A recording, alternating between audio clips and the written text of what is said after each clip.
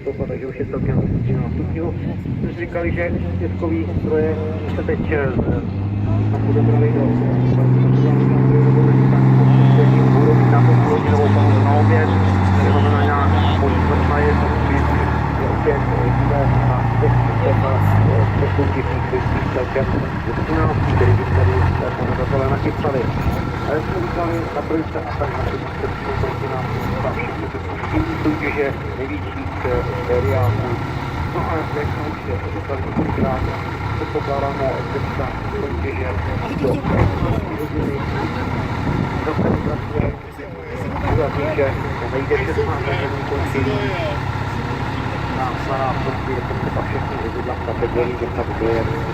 To může i stát, že někteří skončení, někteří budou třeba dojíždět to později.